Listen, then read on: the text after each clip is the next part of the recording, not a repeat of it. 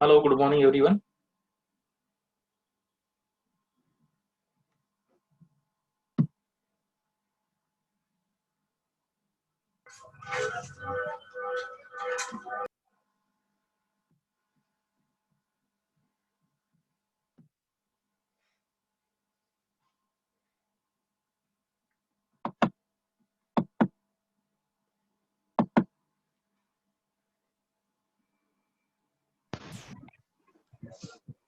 Hello,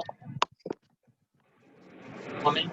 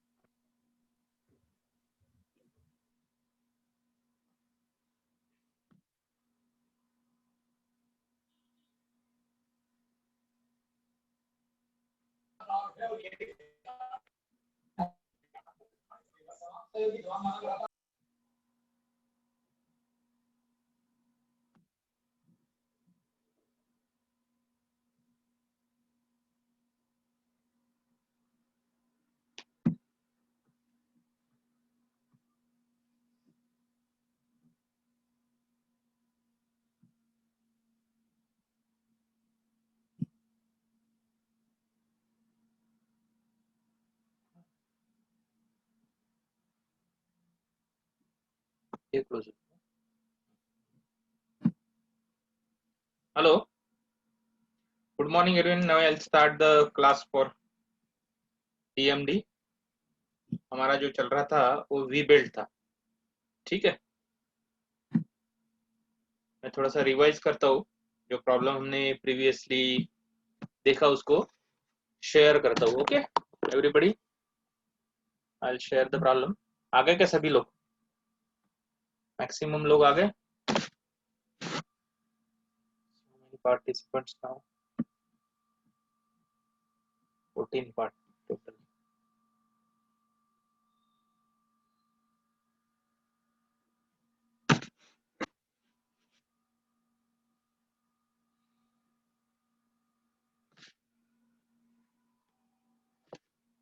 okay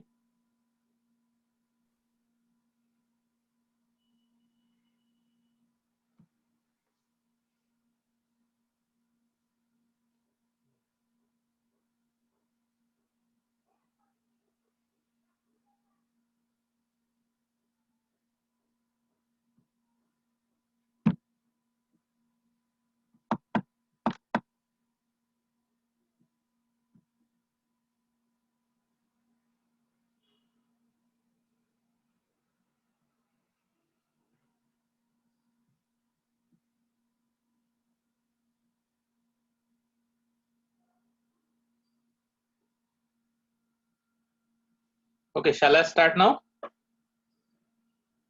yes, I will share the PPT that we have already discussed.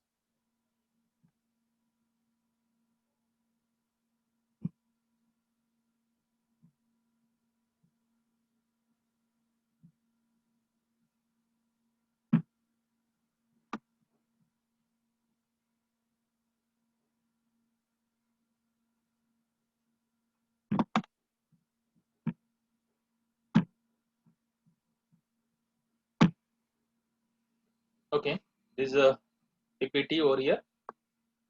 Now,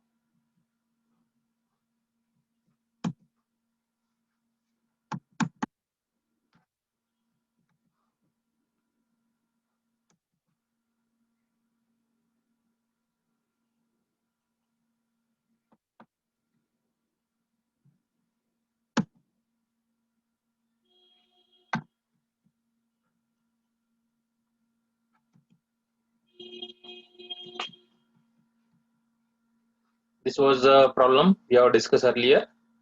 Now, the objective of this problem is to find out the cross section of the belt, that is V belt, then length of the belt and number of belt. बराबर है? ये हमने space diagram देखी थी transmission diagram जिसको कहते हैं, ठीक है। उसके बाद हमने तीनों चीजें निकाल ली थी। पहला डिजाइन पावर फाइंड आउट किया। Once you have finalize the design power, based on the design power we have select the standard cross section from page number 160 of your data book, that is table XV8, बराबर है। Once you have finalize the section, तो generally 2 section मिले थे हमने, 2 section में से best suitable section हमने select किया था, C और D मिला था। कैसे किया था? हमने छोटे पुली का डायमीटर फाइंड आउट किया, और छोटे पुली का डायमीटर जो मिनिमम डायमीटर दिया हुआ है सेक्शन के लिए उसे चेक किया, और on the basis of that you have select the section D which is best suitable for your application. And इसके बाद हमने वेलोसिटी चेक की थी। Velocity of the belt should be in between 300 to 1500 metre per minute, बराबर है। ये दोनों चीजें मतलब बेल्ट सेक्शन और वेलोसिटी दोनों भी ओके फाइंड आउट होती है, तो हमने फिर से डायमेंशन ऑफ बेल्ट जो स्टैंडर्डली अवेलेबल है ऑन पेज नंबर 160 ये लिखा था पूरे डायमेंशंस। डायमेंशंस के बाद नेक्स्ट ऑब्जेक्टिव जो था, ऑब्जेक्टिव मतलब हमें क्या फाइंड आउट करना है डिजाइन के अंदर। तो पहला बेल्ट क्रॉस सेक्शन फाइनलाइज हो गया था। बेल्ट क्रॉस सेक्शन में 2 आए थे, C और D, उसमें से D हमने फाइनलाइज किया था। और बेल्ट क्रॉस सेक्शन फाइनलाइज होने के बाद next objective is to determine the length of the belt. Length of the belt का जो स्टैंडर्ड फॉर्मूला अवेलेबल है, जो कि हमने फ्लैट बेल्ट में भी इस्तेमाल किया था, it is in terms of D1, D2 and centre distance C। उसके हिसाब से हमने overall length of the belt find out किया। लेंथ ऑफ द बेल्ट के बाद नंबर ऑफ बेल्ट्स, तीसरा ऑब्जेक्टिव, कितने बेल्ट्स चाहिए। याद ऐसे रखना है, जैसे हम मार्केट में जाएंगे तो हम V बेल्ट डिजाइन करने के बाद क्या मांगेंगे, तो क्रॉस सेक्शन कौन सा है स्टैंडर्डली अवेलेबल ABCD में से मांगेंगे। उसके बाद ओवरऑल लेंथ कितनी है उस बेल्ट की, और तीसरा number of belts. Number of belts के अंदर design power divided by power per belt. Power per belt के जो फॉर्मूला दिया था उसके हिसाब से हमने power per belt find out किया, और number of belts find out किया था 5। यहाँ तक के हो गया था। Okay, yes, anybody having query regarding this? आपने सॉल्व किया होगा ऐसा एक्सपेक्ट करता हूं मैं, ठीक है ये problem. If you have any doubt ask me. Yes, anybody, किसी कोई डाउट है? Hello hello, yes, anybody? Okay, अरे बाबा बोलो। No sir. हेलो, अरे कोई है नहीं क्या? Hello, sir anybody? आवाज नहीं आ रही। ठीक है, यहाँ तक के हो गया था। नंबर ऑफ बेल्ट्स हमने फाइंड आउट किए थे लास्ट टाइम, ये मैंने रिवाइज कर दिया है अभी। सुनाई दे रहा है? मेरा आवाज आ रहा है? Yes sir. Hello, yes sir, आ रहा है। आवाज आ रहा है? यस सर, आ रहा है। Yes, anybody? सर आपका कोई नहीं है क्या? आकाश? यस सर, आवाज आ रहा है आपका। आवाज आ रहा है सर, आवाज आ रहा है सर। आ रहा है सर आवाज। सर आपके हेलो माइक चेक। सुनाई दे रहा है? सर आपका हमारी आवाज नहीं आ रही। सर आपका म्यूट होगा सर स्पीकर।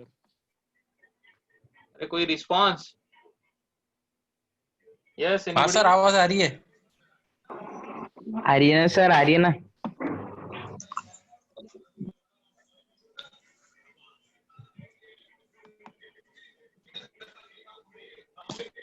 Yes, anybody?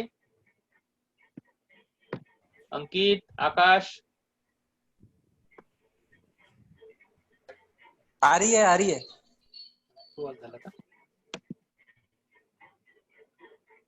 हाँ, क्या प्रॉब्लम है अजहर? सर आवाज आ रही है आपकी। यस अजहर? हेलो सर आपका माइक ग्लिच है। हेलो, बोलो। सर, आगे हेडफोन बढ़ो क्या? रिकनेक्ट करो सर आज। सर हेडफोन रिकनेक्ट करो। हाँ अजहर पूछो, क्या है? रेज हैंड किया तुमने। ठीक है, मैं आगे बढ़ता हूँ। सर आपका स्पीकर में प्रॉब्लम है। Then next is there life of sir belt. आपको क्या आवाज आ आवाज रही है सुनाई आ रहा है? हमारी? सर हमारी आपको आ रही है? आवाज सुनाई आ रहा है? सर हेलो आपको हमारी आ रही है? Hello sir. आवाज सुनाई आ रहा है क्या? सर आपको हमारी आ रही है क्या? हेलो। भयंकर सर आपको हमारी आवाज आ रही है क्या? Hello hello. नहीं ना, आपकी आवाज नहीं आ रही है। हेलो हाँ हेलो आपकी आवाज नहीं आ रही है। आ रही है अभी? सर, आ रही है? कॉल कर दो आ रही है सभी आवाज? हाँ अभी आपकी आवाज आ हेलो रही है। हेलो सर, आ रही है सर, अभी आवाज आ रही है आपकी। क्या प्रॉब्लम हो गया? आवाज नहीं आ रही? सर आपको नहीं आ रही थी हमारी आवाज, लगता सर है आपकी आ रही है। आपको नहीं आ रही थी, हमको आ रही थी आवाज आपकी।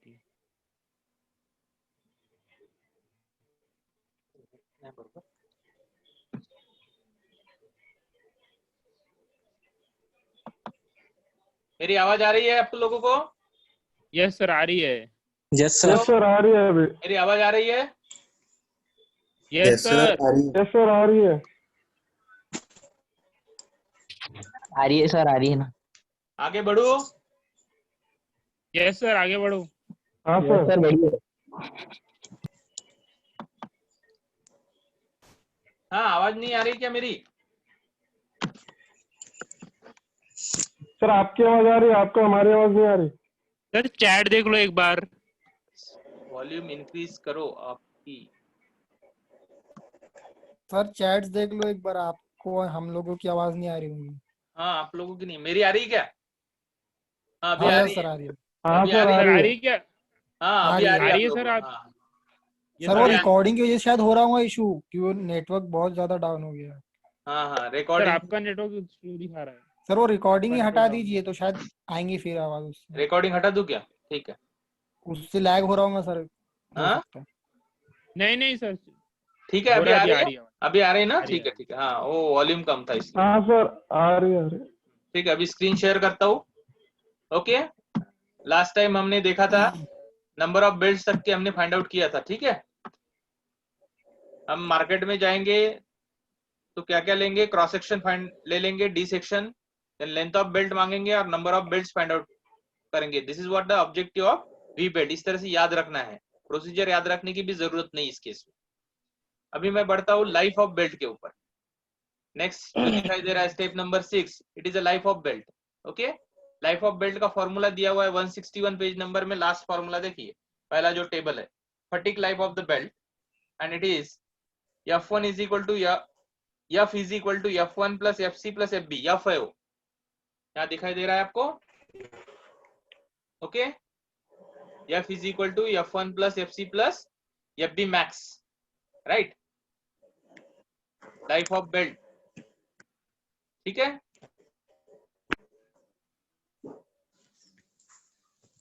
अब हमारे पास F1 अवेलेबल नहीं है, FC अवेलेबल नहीं है, FB अवेलेबल नहीं है। अब F1 क्या है यहाँ?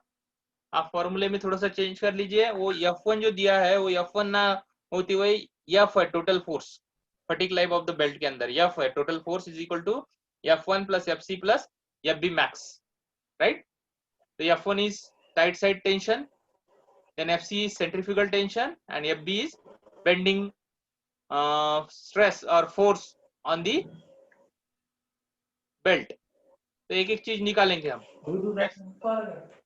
हाँ, एनीबडी हैविंग प्रॉब्लम? ठीक है, उसके बाद F1 कैसे फाइंड आउट करेंगे? तो हमारे पास दो फॉर्मूले थे। एक है F1 minus F2 is equal to PD divided by VP। PD is design power, VP is velocity. PD watt में लेंगे जो कि ऑलरेडी फाइंड आउट कर चुके हैं, VP मीटर पर सेकंड में लेंगे। दोनों पुटअप करने के बाद आपको F1 माइनस F2 मिलेगा। ये फॉर्मूला जो है हमने फ्लैट बेल्ट के अंदर इस्तेमाल किया था। Same formula here will have to use to find out the value of tight side tension and slack side tension. दूसरा उसके नीचे लिखा हुआ है F1 डिवाइडेड बाय F2, मतलब रेशियो। उसमें हमने e to the power mu theta लिखा था। फ्लैट बेल्ट के अंदर, यहाँ e⁻μ theta into cosec alpha by 2। हमें ऑलरेडी हमने म्यू भी डिसाइड किया हुआ है, थीटा भी डिसाइड किया हुआ है और अल्फा भी डिसाइड किया हुआ है, जो कि प्रीवियस स्टेप में यूज किया गया है। तो यहाँ f1 माइनस f2 निकाला, उसके बाद f1 divided by f2 find out किया। ये दिखाई दे रहा है आपको। अब दोनों इक्वेशन से हम individual value of f1 and f2 find out करेंगे। लास्ट में देखिए पीपीटी के जो आपका नोट्स है उसी के अंदर। तो right side tension find out किया, slack side tension find out किया। ओके यस, आगे बढ़ू। सर ये गिवन है sir f1 by f2 given नहीं है, थीटा cosec अल्फा बाय ये फॉर्मूला पता है हमको। ये दो फॉर्मूले जो है फॉर्मूला इसमें है क्या सर डाटा बुक में? डेटा बुक में ही है ना। एक्चुअली फ्लैट बेल्ट में मैंने ऑलरेडी आपको लास्ट टाइम बोला था, ये दो फॉर्मूला, कौन सा, f1 minus f2 flat belt के अंदर भी यूज किया था, उसमें PD डिवाइडेड बाय VP लिखा था, बराबर है। फ्लैट बेल्ट वाला फॉर्मूला है। यस सर, उसमें यहाँ वी बिल्ड में नहीं है। तो f1 minus f2 is equal to क्या हो जाएगा, PD डिवाइडेड बाय VP हो जाएगा। इससे मुझे f1 माइनस f2 का डिफरेंस पता चलेगा, उसको इक्वेशन में 1 बोलूंगा। दूसरा फॉर्मूला मैं इस्तेमाल करूंगा f1 divided by f2। Flat belt में क्या था, e⁻μ थीटा, सिर्फ म्यू थीटा था, यहाँ क्या एडिशनल रहेगा mu theta into cosec alpha by 2, बराबर है। इसको इक्वेशन 2 बोलूंगा। एक इसमें f1 माइनस f2 है, दूसरे इसमें f1 डिवाइडेड बाय f2 है रेशियो। तो दोनों इक्वेशन से individual f1 and f2 find out नहीं कर सकते आप लोग? कर सकते हैं? यस, दोनों इक्वेशन से बराबर है, मिल जाएगा। यस सर, कर सकते हैं। हाँ सर, बस थोड़ा सा सॉल्व करके देखो आप, मिल जाएगा सर, हो जाएगा। क्योंकि ऑलरेडी हमने म्यू की वैल्यू इस्तेमाल की हुई है प्रीवियस स्टेप में, थीटा, अल्फा, पीडी, वीपी, ये सारी चीजें इस्तेमाल की हुई है, बराबर है। आगे बढ़ो। हाँ सर, आगे बढ़ता हूँ। शेयर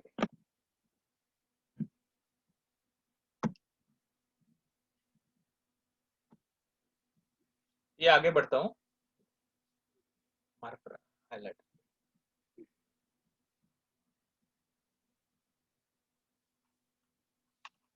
नेक्स्ट,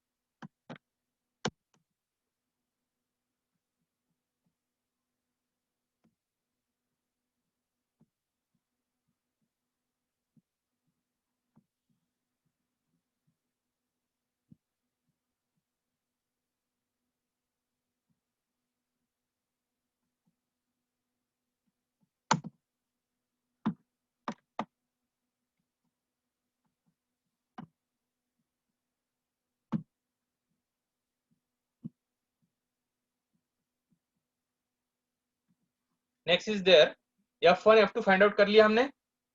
दूसरा जो फॉर्मूला है वो fb का है। अब आप डेटा बुक देखिए, वहां fb लिखा हुआ है और fc लिखा हुआ है। ऊपर में fb का फॉर्मूला लिखा हुआ है bending load fb, third formula as per your data book 161 page number मिल गया। उसमें दिया हुआ है fb is equal to kb divided by d, d यानी डायमीटर ऑफ पुली।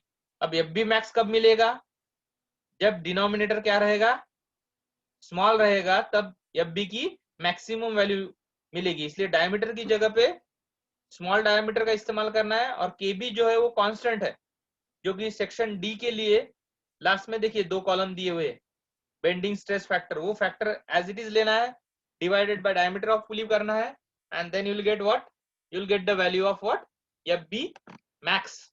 यहाँ स्मॉलर पुली का डायमीटर क्यों, क्योंकि 2 डायमीटर है, मैक्सिमम fb तभी मिलेगा जब आप स्मॉलर पुली का डायमीटर यूज करो।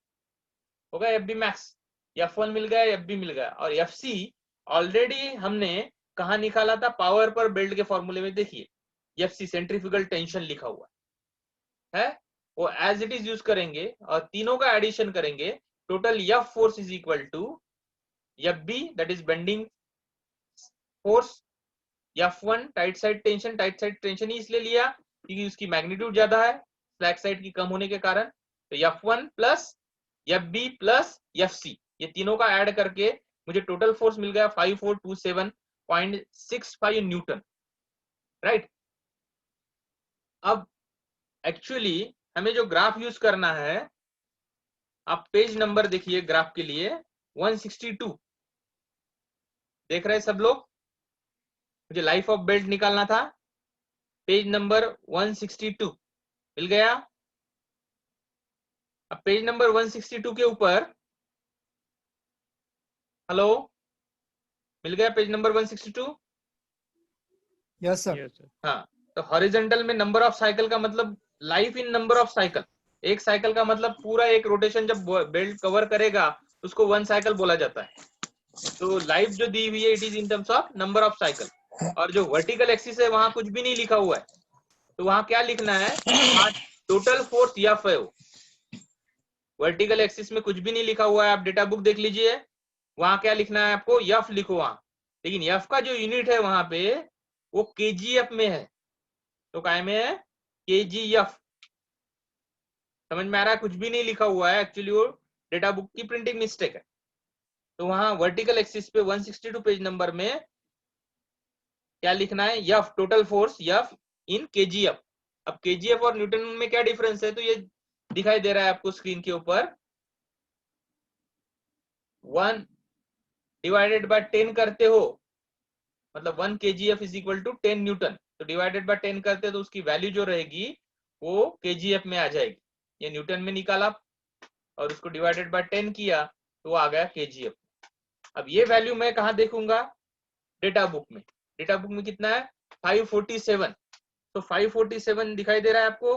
500 तक की ग्राफ है, तो it's not match with the graph. और वो भी सेक्शन डी, सेक्शन डी हमारा है ज्यादा से ज्यादा 200 टू 300 वेरी कर रहा है, 200 टू 250, तो बियॉन्ड द ग्राफ है। इसलिए यहाँ कंक्लूजन लिखा हुआ है, hence the value of maximum total force is exceeding the graph or beyond the graph, hence the life of belt is unable to calculate. Is that clear? or infinite? मतलब match नहीं कर रहा था, graph के beyond जा रहा था, इसलिए लाइफ ऑफ बेल्ट क्या लिखा? अनेबल टू कैलकुलेट और बियॉन्ड द ग्राफ होने के कारण इनफाइनाइट बोला। Is that clear? Yes. Yes sir. आगे बढ़ू? Yes sir. अब लाइफ अगर पूछा जाता है प्रॉब्लम में तो ही करना है, अदरवाइज डिजाइन में क्या क्या करना है वी बेल्ट के बता देता हूँ। क्रॉस सेक्शन सिलेक्ट करना है, जो कि ऑलरेडी प्रीवियस स्टेप में हमने किया था लास्ट टाइम। सेक्शन डी हमने फाइनलाइज किया। उसके बाद length of belt find out करना है और नंबर ऑफ बेल्ट। ये तीन ही चीजें चाहिए। कौन सी? पहला है क्रॉस सेक्शन स्टैंडर्ड बेल्ट के फॉर्म में, दूसरा है लेंथ ऑफ बेल्ट, और तीसरा क्या है? Number of belts. ये कैसे याद रखना है? अगर मैं मार्केट जाता हूं तो क्या वी बेल्ट अगर मुझे परचेस करना है तो मैं क्या बोलूंगा? जो सेलर है, बेचने वाला है, उसको क्रॉस सेक्शन बताना पड़ेगा, कौन सा ABCD में से कौन सा क्रॉस सेक्शन चाहिए। तो एक स्टैंडर्ड क्रॉस सेक्शन हम फाइंड आउट करेंगे। सपोज यहाँ डी किया है तो डी क्रॉस सेक्शन मांगूंगा मैं। उसके बाद ओवरऑल लेंथ, मतलब टोटल लेंथ जो चाहिए माउंट करने के लिए वो कितनी चाहिए। तो लेंथ हमने फाइंड आउट की है समथिंग 5 पॉइंट समथिंग मीटर। मैं उतनी लेंथ बताऊंगा, एक बेल्ट निकाल के दे देगा डी सेक्शन का और ज्वाइन करके दे देगा। सिर्फ एक बेल्ट से काम नहीं चलेगा, हमको और चाहिए चीजें, नंबर ऑफ बेल्ट्स। बराबर है?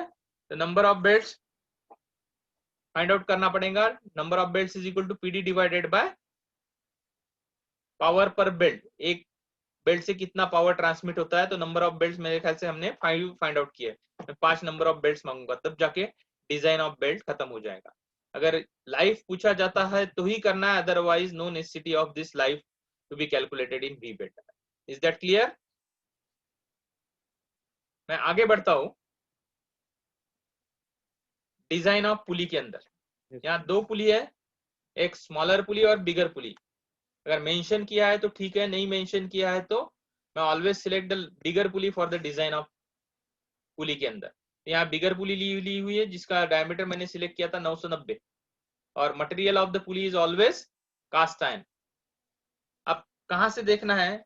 जो पुली डिजाइन हमने फ्लैट बेल्ट के लिए इस्तेमाल किया था just similar to the flat belt with little bit changes. अब कौन सा पेज नंबर है जहां फ्लैट बेल्ट में हमने डिजाइन ऑफ पुली किया था? याद है? पेज नंबर ओपन कीजिए, पेज नंबर बताता हूँ आप लोगों को। 159 पेज नंबर पे आइए। आ गए? यहाँ material of the belt material of the पुली रहेगा कास्ट एंड ऑलवेज है। 159 पेज नंबर के ऊपर आ गए सब लोग। पहला स्टेप है मटेरियल, कौन सा रहेगा? Cast iron. उसके बाद टाइप ऑफ कंस्ट्रक्शन, मतलब कौन से टाइप में बनाओगे, डिजाइन कौन से टाइप में करोगे। एक तो वेब कंस्ट्रक्शन, नहीं तो आर्म कंस्ट्रक्शन।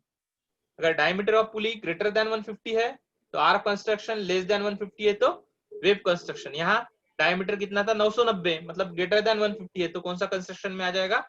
Arm construction. ये आर्म कंस्ट्रक्शन की डायग्राम है, सबसे ऊपर में देखिए ये वाली, जिसमें ये शाफ्ट है बीच वाला, शाफ्ट के ऊपर हब है और शाफ्ट और हब दोनों कनेक्टेड है। ये रेक्टेंगल फॉर्म में दिखाई दे रहा है, वो कीवे है। ओके, उसके बाद हब के ऊपर आता है आर्म्स और लास्ट जो रहेगा वो रिम रहेगा। Just similar to the flat belt design of pulley, इसमें कोई ज्यादा चेंजेस नहीं है। Okay, clear? ठीक है। अब यहाँ शार्प डिजाइन पहले कर सकते हो, कोई प्रॉब्लम नहीं है, लेकिन यहाँ उसने रिम डिजाइन लिखा हुआ है। रिम डिजाइन इसलिए लिखा हुआ है, रिम का कोई स्टैंडर्ड डायमेंशंस जो है 163 पेज नंबर के ऊपर लोकेट किए गए हैं। Now open the page number 163। मिल गया? क्या रिम डिजाइन लिखा हुआ है? आप शार्प डिजाइन भी पहले कर सकते हो।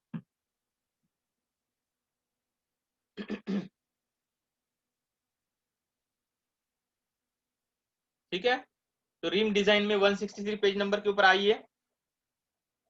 हमने डी सेक्शन सिलेक्ट किया था। रिम कैसा रहेगा? तो ग्रू रिम रहेगा, उस डायग्राम में शो किया हुआ है। अब डी सेक्शन के लिए स्टैंडर्ड डायमेंशन जो है एलपी क्या है, ये सारी चीजें LP, B, H, E, F for that particular groove of cast iron वो स्टैंडर्डली अवेलेबल है, वही एज इट इज उतारने हैं। जो एलपी है 27, कौन सा सेक्शन था हमारा? डी। डी सेक्शन के लिए एलपी लिया, बी लिया, एच लिया, ई लिया, एफ लिया, अल्फा ऑलरेडी डिसाइड किया था। सिर्फ ओवरऑल लेंथ निकालना है। लेंथ का मतलब टोटल विड्थ, यहां से यहां तक ये विड्थ, यहां से लेके यहां तक की ये कितनी विड्थ रहेंगी, ये वाली, ये विड्थ ऑफ रिम कैसे फाइंड आउट करेंगे? तो उसके लिए सर यहाँ पे एफ जो हेलो हाँ बोलिए। सर, यहाँ पे जो एफ है वो तो रेंज में है, तो कौन हाँ, सी तो लेंगे, जब इसका भी मीन रेंज दिया निकालेंगे। जाता है तो मीन वैल्यू, हाँ, और व्हेनेवर ये द ई रेंज। में सर ये प्लस माइनस में तो ये वैसे ही लिखना है। प्लस माइनस लिखा नहीं ना, प्लस माइनस क्यों दिया रहता है? चेकिंग के लिए, वो आप डिजाइन वाले का काम नहीं है, वो मैन्युफैक्चरिंग के बाद वो जब टेस्ट होता है तो टॉलरेंस बोला जाता है, एक्सेप्टेंस लेवल। हाँ, तो एक्सेप्टेंस लेवल सिर्फ डायरेक्ट लिखना है, प्लस माइनस लिखने की जरूरत नहीं। कितना लिखेंगे हम? 37 लिखेंगे। Is that clear? हाँ, रेंज दी जाती है कभी ओके भी तो मीन वैल्यू लेनी है, ठीक है, प्लस माइनस लिखना नहीं है, यस सर। स्टैंडर्ड वैल्यू है। अब जो ओवरऑल विड्थ है, मतलब कितनी, जितने ग्रू रहेंगे उतनी विड्थ बढ़ेंगी ना। सपोज यहाँ 5 ग्रू करने पड़ेंगे। क्यों 5 ग्रू? क्योंकि नंबर ऑफ बेल्ट कितने आए थे हमारे? 5। तो 5 ग्रू के हिसाब से हमको विड्थ फाइंड आउट करनी पड़ेगी। अब विड्थ के लिए फॉर्मूला दिया नहीं है, वो फॉर्मूला बनाया गया है। कैसे? अगर 2 ग्रू रहता है, आप कॉन्सेंट्रेट कीजिए, यल पेज नंबर 163, वहां यल लिखा हुआ है ऊपर में, सबसे ऊपर में देखो, डायग्राम देखो, डायग्राम में यल लिखा हुआ है। यल यानी है width of rim. Is that clear? अब यहाँ 2 ग्रू के लिए डायग्राम फाइंड आउट दिया हुआ है, तो 2 ग्रू के लिए अगर मैं डायग्राम के हिसाब से टोटल लेंथ फाइंड आउट करूं तो कितना हो जाएगा पता है? ई बीच वाला, सेंटर टू सेंटर डिस्टेंस दोनों ग्रू का, और राइट में एफ लिखा हुआ है, स्मॉल में स्मॉल एफ लिखा हुआ है, और उतना लेफ्ट में स्मॉल एफ रहेगा, तो ई प्लस 2f। समझ में आ रहा है? एक बार मैं बता देता हूं, वापस डायरेक्ट आता हूं डेटा बुक के ऊपर। स्क्रीन हाँ रनिंग आउट हो रहा है, 10 मिनट के बाद फिर से रिज्वाइन करना है आप लोगों को।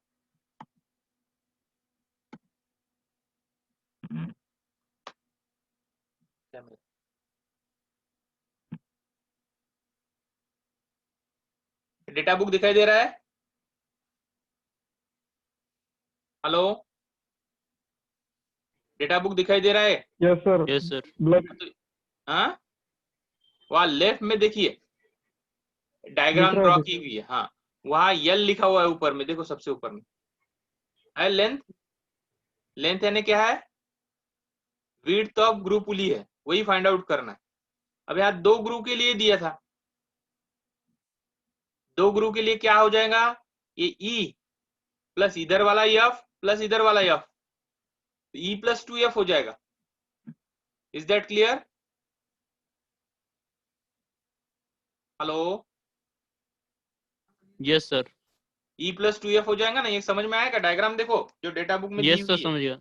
हाँ समझ गया सर। हाँ, तो ये कितने ग्रुप के लिए? दो ग्रुप के लिए, बराबर है। तो इसके हिसाब से मैंने फॉर्मूला डिसाइड किया वहां पे। आपको जो पीपीटी पे दिखाई दे रहा है, पीपीटी में देखिए वो कैसा लिखा मैंने, n-1 into E plus 2f। अब n की जगह के अगर मैं 2 डालता हूं तो यहाँ कितना, n-1 कितना हो जाएगा? 1, मतलब e प्लस 2f हो जाएगा दो ग्रुप के लिए। समझ में आ रहा है? e is the difference distance between two group. समझ गया सर। हाँ, इसलिए फॉर्मूला लिखा है यहाँ L is equal to n-1 into E plus 2f। f already है ये वाला, e भी ऑलरेडी है, n यानी नंबर ऑफ बेल्ट्स और नंबर ऑफ ग्रुप। 5 बेल्ट के लिए 5 ग्रुप लगेंगे ना, स्लॉट लगेंगे 5। ठीक है, तो यहाँ n की वैल्यू अगर मैं 5 रखता हूँ, e और f की वैल्यू स्टैंडर्ड रखता हूँ, तो मुझे टोटल विड्थ मिल जाएगी कितनी? 198 mm। यस, सर अगर दो दो ग्रुप रहते के लिए तो निकालना यहाँ, हाँ बोलिए। यस, सर ई की वैल्यू कितना लेना पड़ता है? 37 ऊपर में है ना दिया हुआ स्टैंडर्ड, ये स्टैंडर्ड वैल्यू है, ये e की वैल्यू डेटा बुक के अंदर पूरी स्टैंडर्ड वैल्यू, f की भी स्टैंडर्ड वैल्यू है, e की भी स्टैंडर्ड वैल्यू, क्योंकि standard sir plus belt minus 0.5 plus minus tolerance है ना बाबा। मैन्युफैक्चरिंग टॉलरेंस का मतलब उसको लेना नहीं है, वो टेस्ट करने के लिए रहता है। जब मैन्युफैक्चर हो जाता है तो हमको डिजाइन करना है, तो हम 37 लेंगे सिर्फ, बराबर है। कितना लिखेंगे? 37, प्लस माइनस 0.5 नहीं देखना है। 37। Plus okay sir. मैन्युफैक्चरिंग होने के बाद जब टेस्ट किया जाएगा उस ग्रुप का डायमेंशन, तो प्लस माइनस 0.5 एक्सेप्टेबल रहेगा, ऐसा है उसका meaning. That is a quality control, बराबर है। मैं कोई शार्प डिजाइन करता हूँ, शार्प का डायमीटर आता है सपोज 50 मिलीमीटर, बराबर है। कहीं तो भी लगाना है, कहीं एप्लीकेशन है उस शार्प का, उसका डायमीटर है 50 mm। 50 mm के हिसाब से मैं मैन्युफैक्चर कर लूंगा, लेकिन हो सकता है थोड़ा सा ऊपर नीचे हो जाए। उस वक्त टॉलरेंस लिखूंगा ऊपर में प्लस माइनस 1 मिलीमीटर। इसका मतलब कहां तक एक्सेप्टेबल रहेगा? 51 हुआ तो भी एक्सेप्टेबल रहेगा, और 49 मैन्युफैक्चर हुआ तो भी एक्सेप्टेबल रहेगा। That is the meaning of this sentence.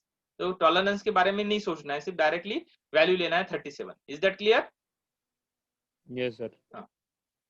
अब ये डिजाइन ऑफ रिम हो गया। रिम स्टैंडर्ड जो डायमेंशन है, सिर्फ इसमें विड्थ फाइंड आउट करना है। कौन से फॉर्मूले से? तो n-1 into E plus 2f। तो n की वैल्यू 5 क्यों? क्योंकि नंबर ऑफ बेल्ट्स कितने थे?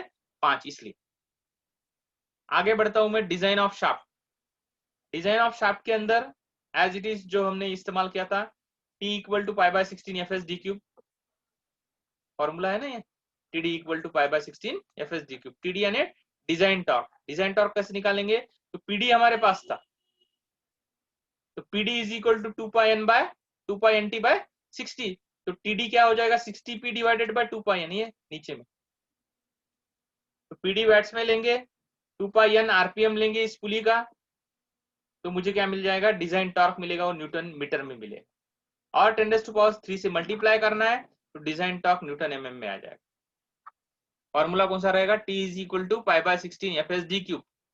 td का मतलब है डिजाइन टॉर्क, एक्चुअली है टॉर्क, लेकिन हम डिजाइन पावर से जो टॉर्क फाइंड आउट करते हैं उसको डिजाइन टॉर्क बोलेंगे। Is it clear? आगे fs मतलब अलायबल शियर स्ट्रेस, वही फॉर्मूले के अंदर t equal to π/16 fs d cube के अंदर permissible stress upon factor of safety.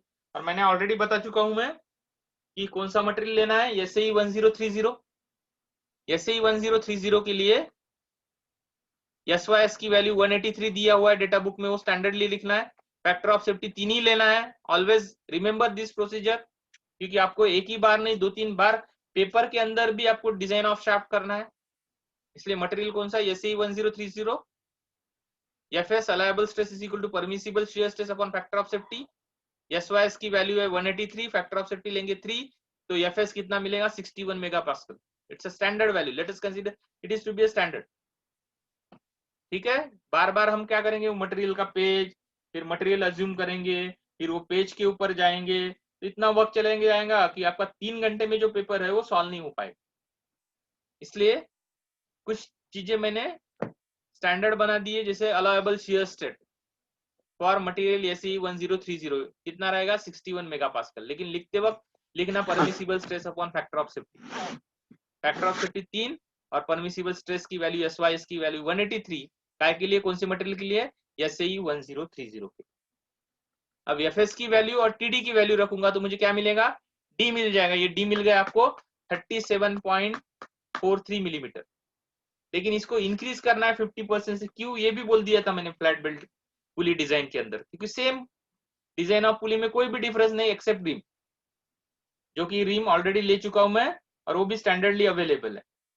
बाकी design of pulley of flat belt and design of pulley of V belt just similar, no change at all except there is a rim. वहां flat rim है, यहाँ ग्रू rim है.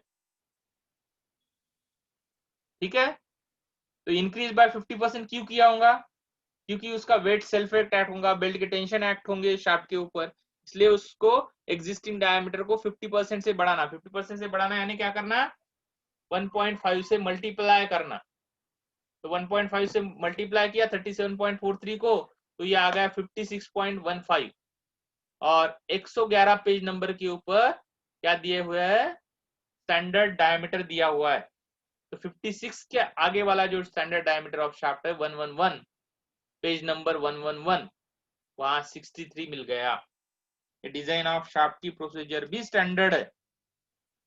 पहले T equal to π/16 FSD cube से D निकालना है. जो भी D मिलेगा उसको 50% से इंक्रीज करना है.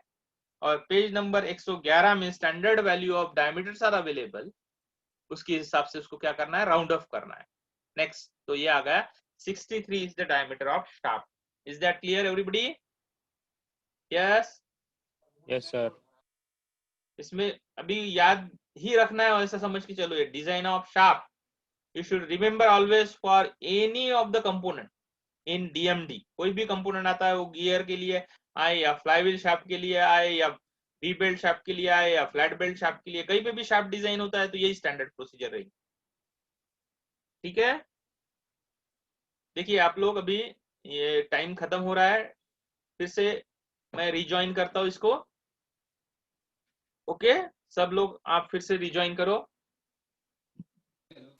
Yes sir.